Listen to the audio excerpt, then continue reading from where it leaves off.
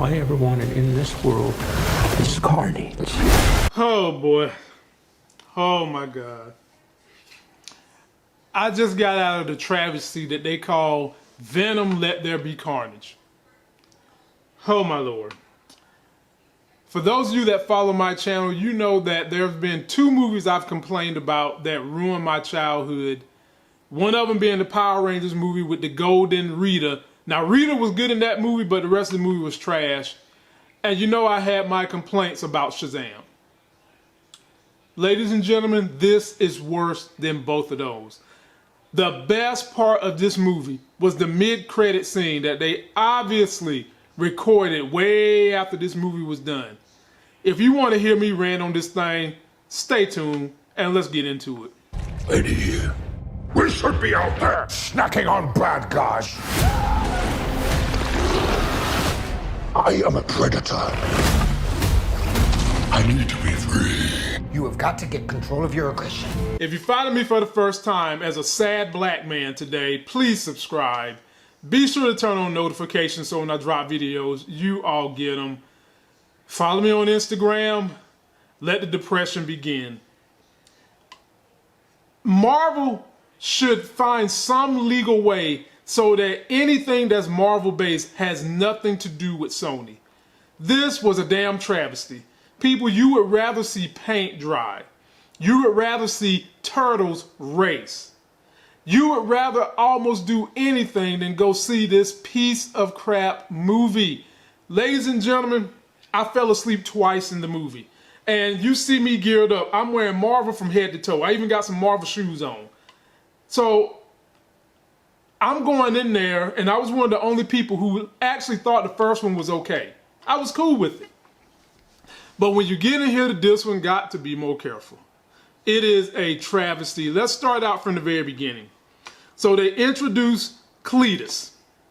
He has a girlfriend. We know he's crazy. We know that he has an issue bonding with Carnage the symbiote. But the girlfriend apparently is a mutant. She has powers like Banshee. She can scream and holler. So immediately, ladies and gentlemen, immediately, I knew what was going to happen at the end. If you have a mutant who can scream and holler and that's her power, you know that somehow or another at the very end of this movie, it is going to be used. So already I'm kind of frowning on the plot. Okay.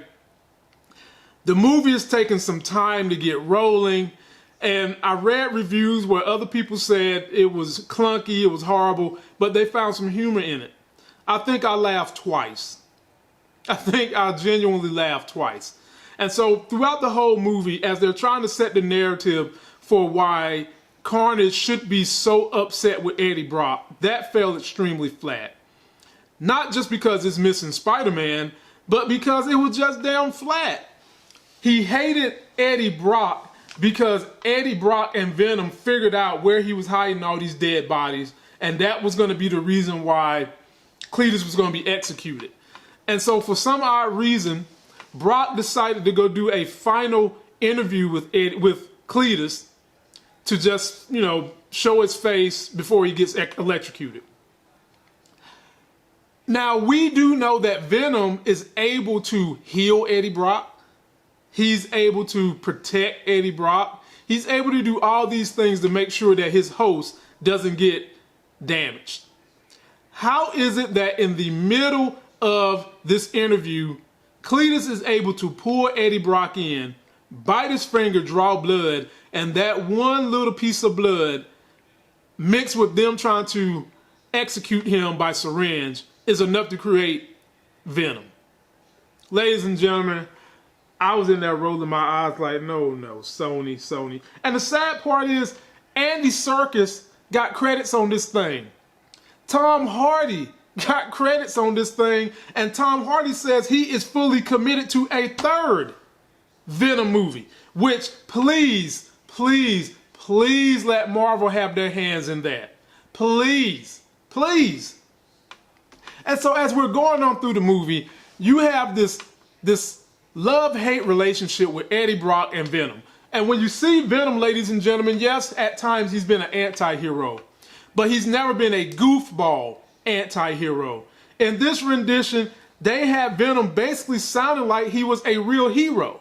You know, an anti-hero is someone who is forced to do heroic things, usually to save their own hide. In this movie, Venom is just being good just to be damn good. The only thing that was bad about Venom was that he wanted to eat people because he needed to eat people to survive and get his power up. Other than that, he was trying to convince Eddie Brock to do sweet things. Eddie Brock's ex-girlfriend is in this thing, about to get married. He was trying to help her out with that. He was really trying to be a monster that is soft. You know, it wasn't hitting home for me. It just didn't land for me.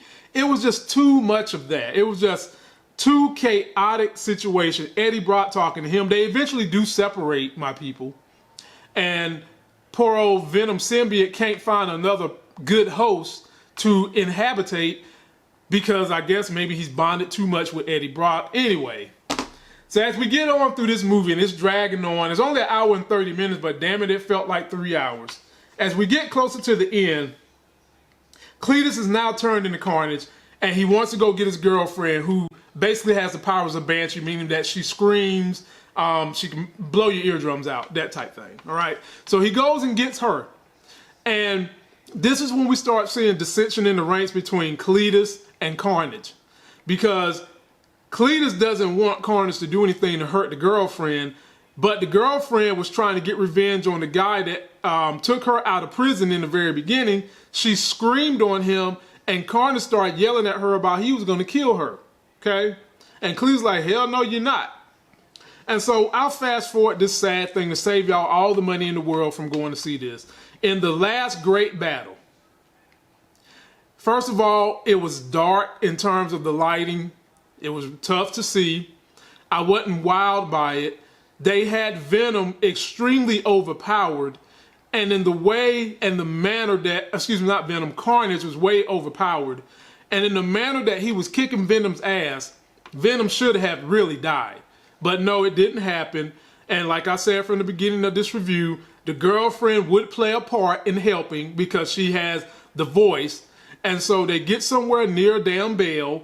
The bell gets rung, the girlfriend screams through the bell as Venom is just Carnage is carving Venom up like a Thanksgiving turkey.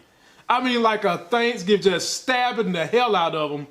But the bell and the scream and all that lends to separate Cletus from Carnage, Brock from Venom, and Brock is able to get back into Venom before the Carnage is able to crawl over to Cletus and jump back on him. And listen to how they get rid of Carnage, my people. This is going to probably make you real mad. Venom ate him. Venom literally picked up the goo off the floor that was Carnage and ate him. And we're supposed to think that's the end. And then he picks up Cletus, bites his head off, happily ever after. Does that make you want to go see this movie? I hope not, because I don't want y'all to go see it. I want to save y'all the money. The only thing worth seeing was the mid-credit scene where they did bring in the name of Spider-Man. Spider-Man is shown, and I'm not going to spoil that part for you because I do want you guys, if you go, to really focus in on that. But ladies and gentlemen, on a life game scale, I'm about to just be horrible with this movie. Y'all know I do my scales 0 to 10, 10 being bad, 0 being horrible, okay?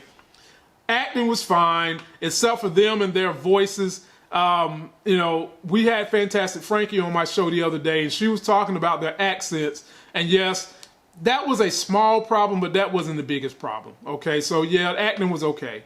Plot, terrible. Horrible. Lighting, cinematography, just okay. The length was fine because it felt like it was a 2.5 hour movie, but it was only an hour and 30 minutes.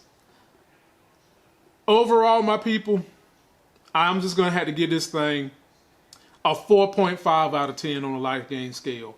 I am utterly disappointed. Sony should have nothing to do with Marvel ever again. This property needs to go back to the MCU, and we need to get a proper Carnage done, one that we can believe in and enjoy.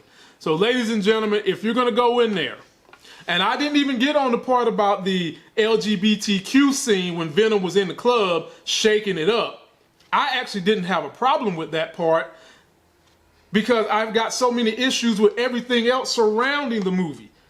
Actually, that part was a little funny, to be honest with you, but I've seen a lot of reviewers, they had an issue with that, and that's not the problem. The problem is the movie, the plot, the way they did their CGI for the monsters, and the way they just had Carnage just so much more menacing than Venom, and for the way Venom was able to defeat him, falls completely flat on me.